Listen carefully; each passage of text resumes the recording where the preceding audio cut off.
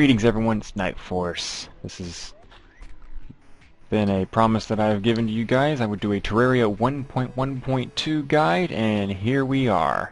After much waiting and tons of stuff stopping me, including blown out speakers, work, and stuff blowing up around the house.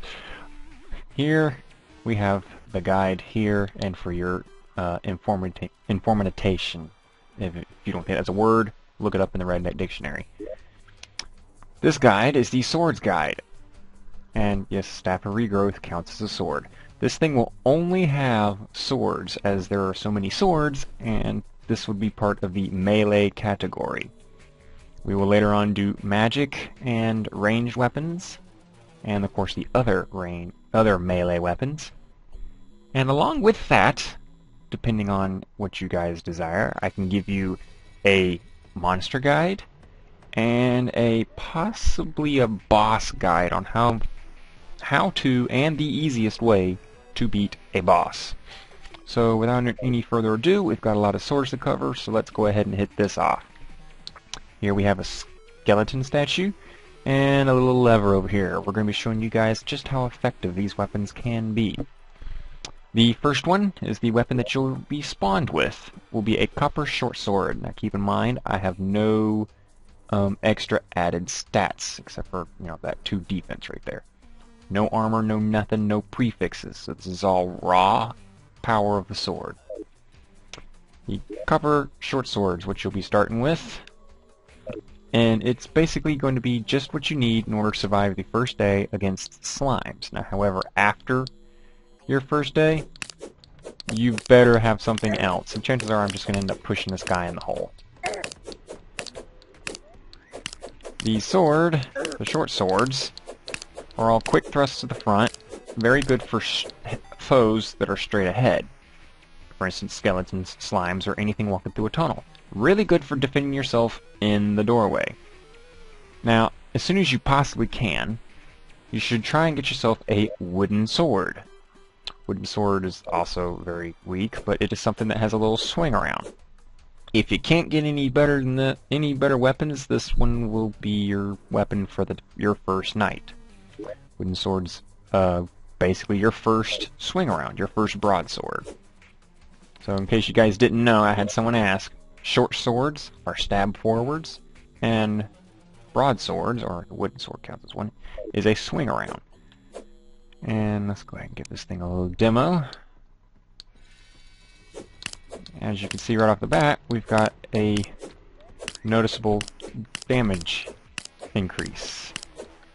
Alright, go down there, Jack Skeleton. Alright, so the next possible thing you could jump to from these is the copper broadsword. I myself would not suggest really trying to go for a copper broadsword because iron is so common, and I wouldn't even really bother with copper. Both the copper short sword and the copper broadsword are just meh. The next set of weapons that you will then step up to is what I would suggest you make out of your first ore materials, is the iron weapons, the iron broadsword. And you can stop eating me. There we go. Yeah, he actually started pushing through here. Here we have the iron broadsword, and you will probably be depending on this for your first 4 to 5 days, maybe your first week in Terraria, technically. And along with that, if you still feel a little attached to your short sword, you can make an iron short sword. The short swords only go from copper, iron, silver, and gold, with gold being the best one. Now, it would be... lag. I'm going to kill you. It's a shame that they really kind of shot off of the broadsword kind of idea, because it's... off the short sword type of weapons, because you could actually make something that would have an advantage, like maybe a longer reach straight forward, but I guess that would be the spears. So the next step up from iron is silver. Personally, myself, I don't think you should really invest all your silver that you get into weapons or tools. Silver is a little more abundant than gold, so I personally think that all the gold you get should go into golden tools, and all the silver you get should go into silver armor, because armor is a little more resource hungry, so to speak. So you end up putting your more common materials in the armor that will require the most, while your lesser popular or lesser populatable, whatever word I could say for gold, your lesser common into the weapons that require, or the tools that would require less of said material. So I personally myself would not really bother with silver broadswords or silver picks or anything of that type. Next one is the one you're probably going to kill your first boss with, the gold broadsword. When going from iron to straight to this, you will notice a big difference. You will be killing things without really even meaning to. And here's the gold short sword, the best of the short swords. Like I said, it's quite a shame that they didn't go any further with these short swords. But the gold broadsword is quite nice for dealing with bosses for your first time, Eater of Worlds or Eye of Cthulhu, depending on which one you chose to kind of chase after. Now, after you kill a couple of Eye of Cthulhus and a couple of Eater of Worlds, you can then collect your Knight's Bane. Knight's Bane is it's a whole nother level. It's like jumping from iron to silver or iron to gold all over again, but straight from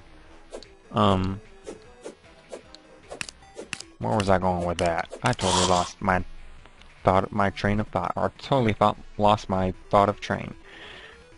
It'll be like going from silver or from iron to gold all over again, but from gold to dark weapons.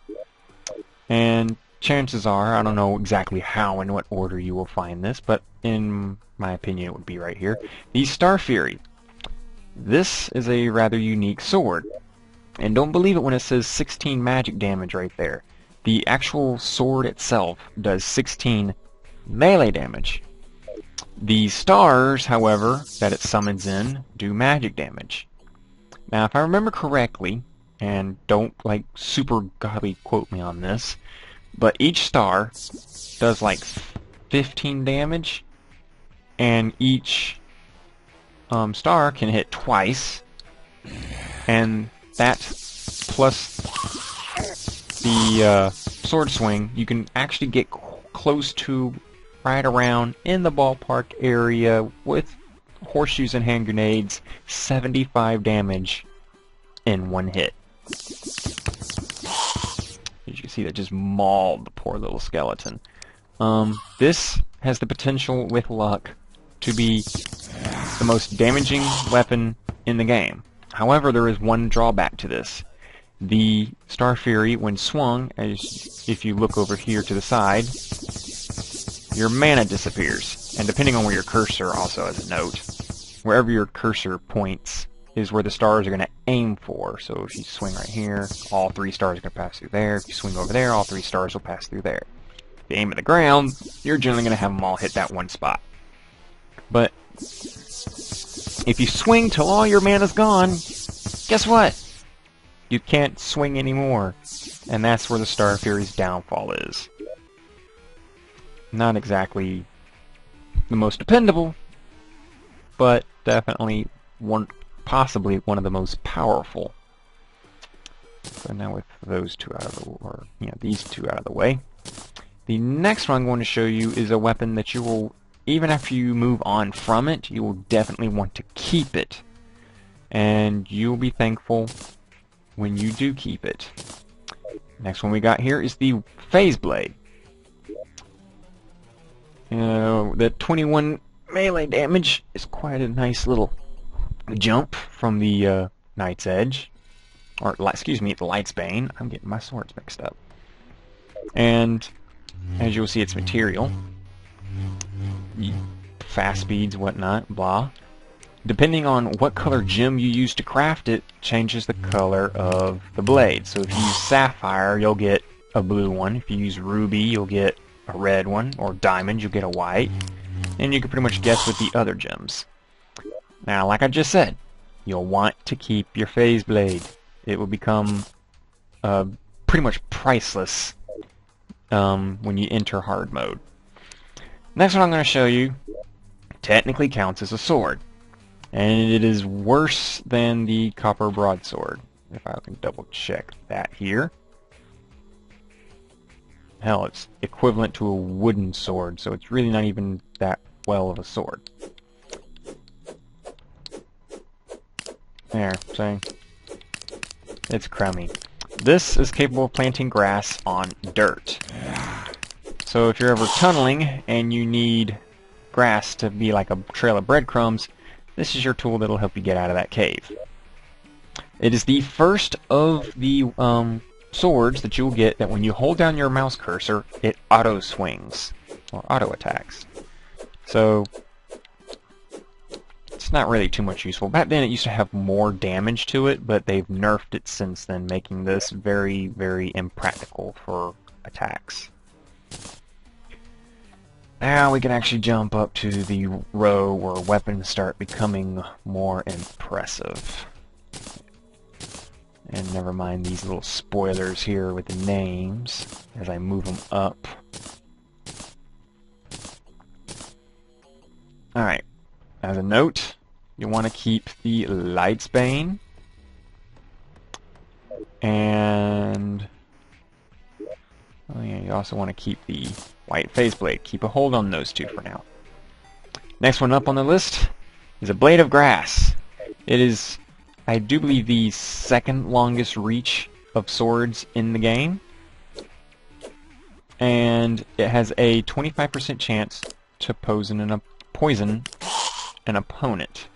However, I'm not sure if that will show with the skeletons, as I usually like to try. Ooh, a hook. Even experienced players enjoy getting hooks.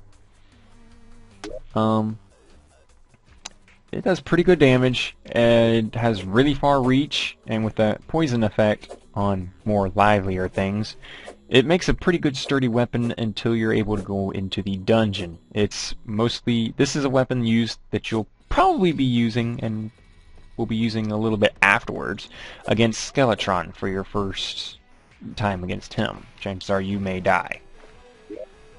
After you've obtained the Blade of Grass and moved on from that, keep a hold on it. You're going to need it. Next up is the Muramasa. Back before 1.0 or 1.1, or I forget what number, the Muramasa was the #1 used sword in melee PvP. You can hold down and it auto swings, and it emits a very light, faint blue light when swung. So it makes going down throughout the caves, dungeons, a little easier when it comes down to searching around. So let's give you a quick little demonstration. This was one of the most DPS swords in Terraria, and some people still think it does have a, compared to the new swords, a very high DPS. Oh, another hook! I'm getting lucky today. Once again, keep the Muramasa. You're gonna need it. Next one up, believe it or not, a lot of people, even when they still obtained it, still use the Muramasa. We have the Fiery Greatsword. It has a 50% chance to set your opponent on fire if it doesn't kill them with a critical hit. Oh, he lived. Chances are that's going to kill him. That's what I thought. As you can see, it hits pretty freaking hard, and it's got a relatively far reach. But the fact that it doesn't swing, there we go, he's on fire. The fact that it doesn't auto swing, so lazy people kind of didn't like it, and that it has a very slow speed makes it not as dependable, and that's where its downfall was against the Muramasa.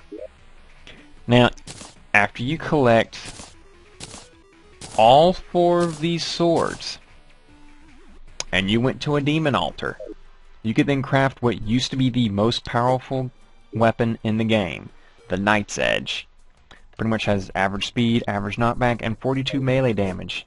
It does not auto-swing, sadly, or else people probably would have depended on it more. And if worn with the right armor, was one of the first swords that could potentially single-shot a zombie.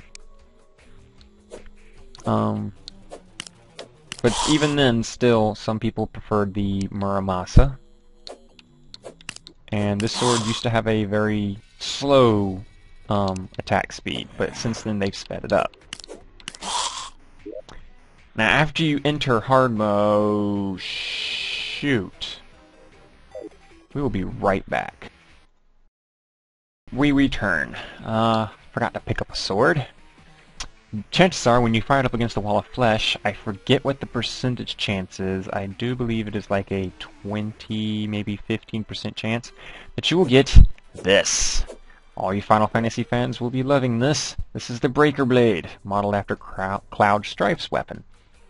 The Buster Blade, I think it was? I can't remember. It's been so long. It is the longest reaching weapon in the game, and it also has the highest knockback. And I've also read that if timed right, with the right situations, you can actually hit the same target with it twice. I've never actually been able to do this, so I'm probably wasting y'all's time. I do not know how they did it. I'm still hitting once. But, it'll perhaps be a good sword to jump up to if you want to keep your foes, especially when you've just entered hard mode, which chances are you will. The Breaker Blade is definitely something that you're going to want to probably use for a while to keep everything away. Now, while the Breaker Blade is good and all, and the Knight's Edge is pretty good too for damage, remember that white Phaseblade we had? Well, it's a very quick pickup to get some materials, and you can then have the white Phasesaber. Now, listen to me on this. The white Phasesaber you're going to be using a lot, and for a while. It is incredibly powerful. It has very fast speed. However, the knockback's not so great. It's one of those weapons that auto swings, so you can just hold down your mouse button and just swing like a crazy madman. Go all Jedi on people. With this type of damage, this is a very, very cheap and easy upgrade for a very common to get weapon. Now, even though you have the white Phasesaber, and you might get a weapon that you think is better, or you think is, great up, keep using the white Phasesaber. Because the Cobalt Sword is not that much better. It lacks in melee. They both have the same attack speed, and they both well, this has a very weak knockback. This has just a weak knockback, but the Cobalt Sword is very lacking compared to your Phaseblade. It is a Phaseblade, right? No, it's a Phasesaber. Excuse me. I get those two mixed up. The Cobalt Sword is not as great as what you would think for the first material in hard mode that you could possibly get. It just plain flat out sucks. Only thing going for it is the auto swing. It emits no light, and it's got a decent reach. So pretty much just keep the Cobalt Sword off to the side somewhere, because you are going to need it for something better. The next step up from the Cobalt Sword would be the Mithril Sword. 39 melee damage, average, with an average reach. Actually, that's kind of, yeah, it's just about a little more than the Cobalt Sword, but not as much as the Blade of Grass. Once again, your Phasesaber beats your Mithril Sword in any, or not any, but in a majority of the stats and usefulness. Cobalt sword, or the Cobalt sword and the Mithril sword, you can completely just forget using. They're highly underpowered compared to what you can get out of the Phaseblade. Or Phasesaber, excuse me again. Once again, keep a hold on your Mithril sword. You will find a more important use for it than attacking foes with it. The next sword, it is quite a close call between your Phasesaber and the Adamantite sword. Adamantite sword has a slight bit longer reach. It is not an auto swing, sadly, but it deals out more damage. It's very hard to tell the difference with this, but trust me, against a boss, that extra little bit of damage will stack up. Chances are you'll be killing, if you're meleeing, of course, you'll be killing some of your hardcore bosses with this. So the Adamantite sword is questionably useful. Now, after you've collected the Cobalt sword, Mithril sword, and the Adamantite sword, and then you've defeated the Destroyer and used its Souls of Might, you can then forge the greatest sword in Terraria, the Excalibur.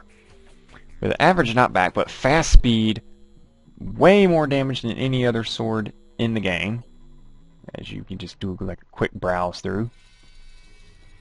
The Excalibur is the new Muramasa. It auto swings, so you can just click and hold. It's got a very decent reach for the damage and the speed it goes.